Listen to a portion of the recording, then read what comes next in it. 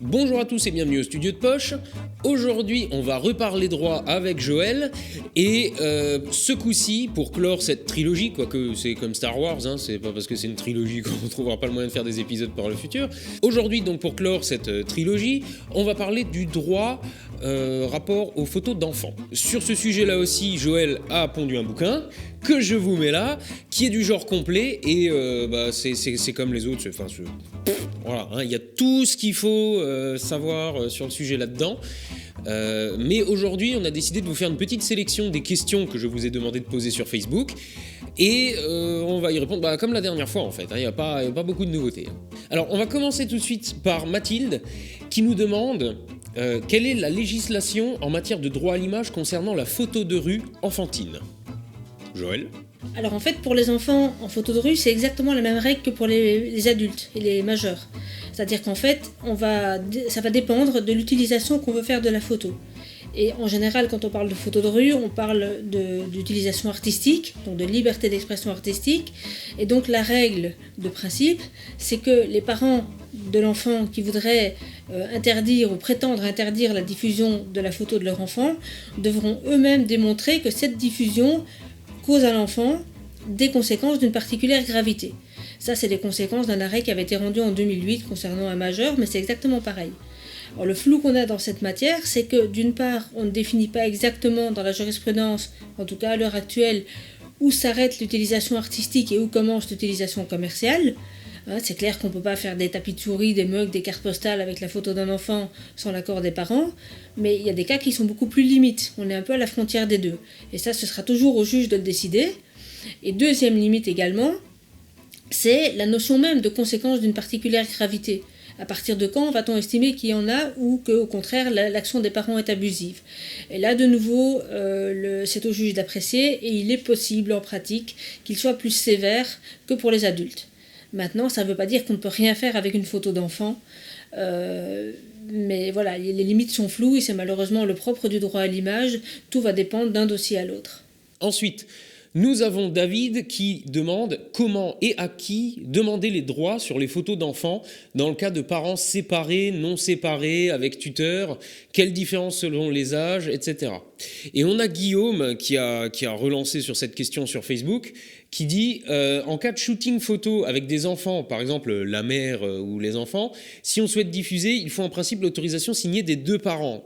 Mais s'ils sont séparés, que le père par exemple habite loin, une autre région, un truc comme ça, et qu'en plus l'entente n'est pas terrible entre les deux, autant dire que l'autre va à 90% ne pas donner son autorisation. Y a-t-il un moyen de bypasser l'autorité du parent qui n'a pas la garde? Parce qu'on va pas se mentir, ce genre de cas est loin d'être anecdotique. Alors il faut savoir que le principe pour les shootings d'enfants et pour la diffusion et le droit à l'image de l'enfant, c'est qu'il faut impérativement le consentement des deux parents. Et donc évidemment, quand vous êtes dans le cadre d'un conflit familial aigu, c'est d'autant plus important, même si les parents sont par hypothèse plus ensemble, parce que vous risquez bien sinon d'être pris en otage dans un conflit avec lequel vous n'avez rien à voir. C'est-à-dire que le parent qui va reprocher à l'autre d'avoir laissé son enfant faire des photos, par exemple en vue d'une publicité, sera obligé quasiment, pour être crédible dans sa demande vis-à-vis de l'autre parent, sera obligé de vous assigner sur base de droit à l'image de son enfant.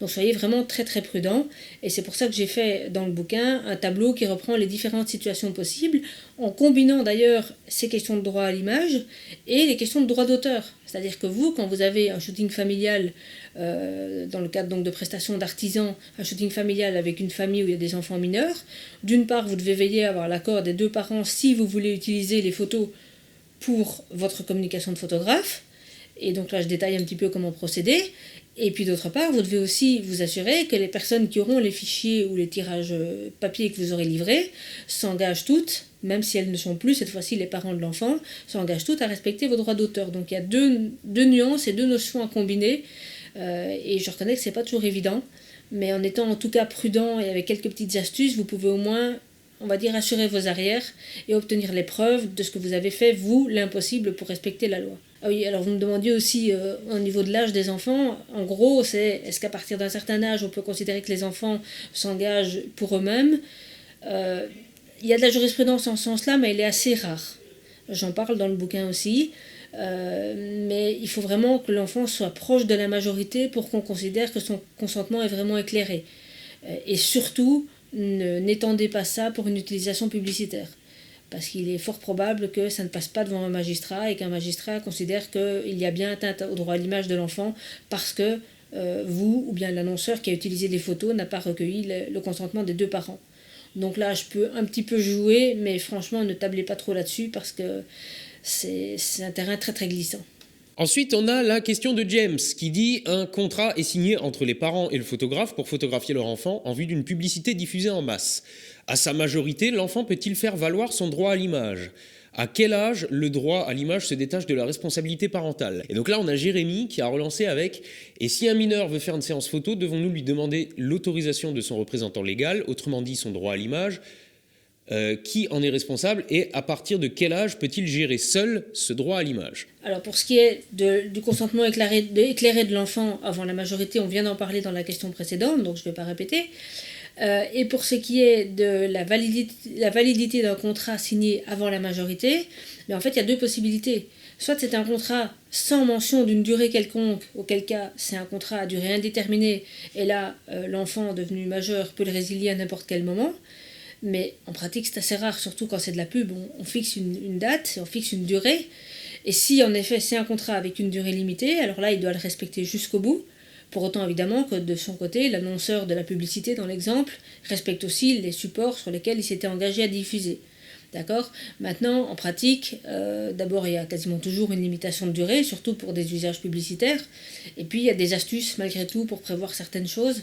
Alors, quand ça passe par une agence de mannequin, là, c'est vraiment bien cadré en principe. Et quand c'est juste une autorisation qui est faite en dehors d'une agence de mannequin, mais il y a moyen de la rédiger de façon à ce que ce soit plus ou moins solide juridiquement. Mais du côté des parents, le meilleur conseil à donner, c'est de ne pas s'engager au-delà de la majorité de l'enfant. Très bien faire un contrat qui s'arrête au moment où l'enfant aura 18 ans, comme ça après il gère tout seul. Ensuite, nous avons Mike qui dit « J'ai eu l'occasion de shooter la finale d'un défilé d'enfants dans le cadre d'une organisation événementielle. J'ai remis les photos à l'organisatrice qui détient l'exclusivité des images. Mais ai-je le droit de diffuser des images d'enfants en tant qu'auteur de mes propres photos ?» Alors en fait, il ne faut pas perdre de vue que l'organisatrice de l'événement dont vous parlez, elle n'avait de droit que sur l'événement en question. Pas sur l'image des enfants. Les seuls qui détiennent le droit sur l'image des enfants, je vous l'ai dit tout à l'heure, c'est les parents. Donc de toute façon, ce n'est pas parce que vous avez cédé des photos à un organisateur et qu'éventuellement il ou elle vous a donné l'autorisation de les utiliser pour montrer l'événement en question que vous pouvez en déduire l'autorisation au niveau du droit à l'image des enfants. Ce sont vraiment deux choses différentes. Et donc, on va revenir à ce niveau-là sur les règles de base, c'est-à-dire examiner à quelle finalité vous utilisez les photos. Si c'est juste de l'information, on va traiter la question en appliquant toutes les règles que la jurisprudence a évoquées au fur et à mesure des années sur la photo d'actualité. S'il s'agit d'une utilisation à des fins commerciales, ben là ce sera très simple, ce sera jamais sans l'autorisation des parents, des deux parents. Et si c'est à des fins artistiques, ben c'est la règle dont je parlais tout à l'heure. Donc voilà, ne traitez jamais en matière de droit à l'image qu'avec les seuls titulaires de ce droit à l'image, c'est-à-dire les parents eux-mêmes. Jamais des tiers, comme par exemple un organisateur de manifestation, tout ça, ça n'a pas de sens. Alors là, on a une question que je trouve très intéressante d'Amélie qui dit « Est-ce qu'un mineur peut s'opposer à l'utilisation de ces photos même si les parents ont donné l'accord ? Ou l'accord des parents suffit et le mineur n'a pas le choix ?» On va dire qu'il y a une réponse théorique et une réponse pratique. La réponse théorique, c'est que le mineur pourrait très bien aller voir un avocat qui lancerait une procédure pour voir désigner un tuteur ad hoc, et ce tuteur ad hoc-là, expressément désigné par le juge avec la compétence de faire respecter les droits de l'enfant, pourrait introduire éventuellement une procédure en justifiant donc qu'il est là pour représenter l'enfant. Maintenant, inutile de dire qu'en pratique, c'est un peu lourd. Donc j'ai pas vu encore de procédure où ça s'était passé comme ça, c'est pas exclu, ça s'est peut-être déjà produit, je sais pas. En tout cas, j'ai pas vu passer de jurisprudence. Ça, c'est la réponse théorique. La réponse pratique, c'est qu'en effet, c'est assez compliqué pour un enfant de faire valoir ses droits.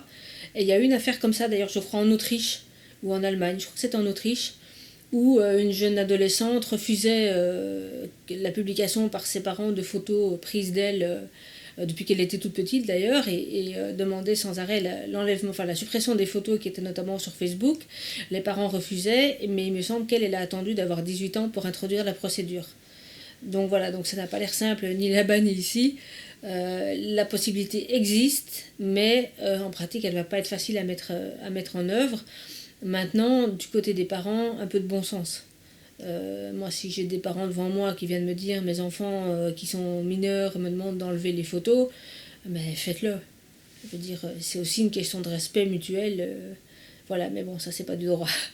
Mais voilà, donc retenez que théoriquement, les enfants pourraient faire valoir leurs droits, mais uniquement avec un administrateur ad hoc qui serait désigné pour ça, après une demande de désignation. Donc ça fait un petit peu lourd. Et on va terminer par la question d'Andri, c'est ça, qui dit « Est-ce que c'est légal de faire de la photo de nu avec des mineurs ? No troll ». Oui, donc j'imagine bien que c'est pas un troll. Alors oui, c'est légal. Maintenant, d'une part, ça dépend aussi de la photo. Hein. Vous savez ce qui est arrivé à David Hamilton, même si ça a pris des années pour poser des problèmes. Soyez prudents, c'est-à-dire que de la photo de nu avec des mineurs, ça se fait bien sûr, et ça se fait par exemple avec des adolescents, notamment d'ailleurs dans le cadre parfois de thérapie, parce que des adolescents masculins ou féminins ne sont pas à l'aise, mais il y a des précautions à prendre, ça c'est clair et net. J'en donne d'ailleurs un ou deux exemples dans le bouquin. D'une part en prévoyant certaines choses spéciales sur le contrat que vous allez faire signer à l'enfant et aux majeurs, aux parents, d'accord, en prévoyant qu'un des deux parents au moins sera présent dans les lieux où a lieu le shooting. Tout ça c'est vraiment très important. Rédigez bien pour avoir toujours la possibilité de montrer que vous avez fait tout ce que vous pouviez pour que le shooting se passe sous surveillance et que rien ne puisse vous être reproché, d'accord. Donc c'est pas illégal en soi. De nouveau, ça va dépendre de ce que vous faites avec les photos, et en termes d'utilisation des photos aussi, soyez ultra prudent après. C'est-à-dire que si vous n'avez pas clairement l'accord, et là faites-le avec l'accord de l'enfant et des deux parents pour une diffusion pendant une certaine durée limitée très, très strictement. On en avait parlé dans Le photographe et son modèle. C'est les mêmes choses ici, à part qu'il faut évidemment être beaucoup plus prudent encore. Donc de la prudence et des précautions au moment des prises de vue, et de la prudence et des précautions, on va dire draconiennes, au moment de la diffusion des photos, pour être parfaitement blindé, pour que rien ne puisse vous être reproché. C'est pas illégal en soi, mais attention, alerte, super prudence, et pour pas que ça devienne un troll justement, et que vous vous retrouviez un jour derrière les barreaux pour des accusations qui ne sont pas forcément fondées, mais que les circonstances ont rendu possible. Ben, soyez super rigoureux à n'importe quel stade du projet photographique, de la rédaction du contrat, la prise de vue, la diffusion des photos, tout. Ça doit être parfaitement encadré. Voilà. Merci Joël, voilà, j'espère que cet épisode vous aura de nouveau appris 2-3 trucs. Encore une fois, si ça vous intéresse, toutes les infos rapport à la photo de mineur toutes les infos se trouvent là. Je pense notamment à ceux qui sont spécialisés dans les photos d'enfants, genre le studio, je fais les photos de bébés, les machins, tout ça. Ça peut éventuellement vous servir. Ah, et au fait, Joël m'a demandé de vous parler d'un truc, on en discutait encore hier soir sur Facebook. Alors, je sais pas si tout le monde parmi vous connaît l'atelier de Charles. Ludovic Florent, c'est un collègue qui est à Metz et qui fait aussi des workshops, et là il organise un workshop à Paris, donc c'est les 27 et 28 janvier, et c'est Joël qui va parler de droit. Entre autres, je sais pas si elle est seule, faudrait que je regarde le lien, mais je vais pas le regarder en live dans la vidéo. Donc je vous mets le lien du workshop au pire dans la description de la vidéo, je vous mets aussi un lien pour le bouquin, et à la limite si vous êtes intéressé par ça, allez jeter un œil. Donc c'est les 27 et 28 janvier prochains à Paris. Voilà, bon je crois que c'est à peu près tout pour aujourd'hui, il ne me reste plus qu'à vous dire à la revoyure.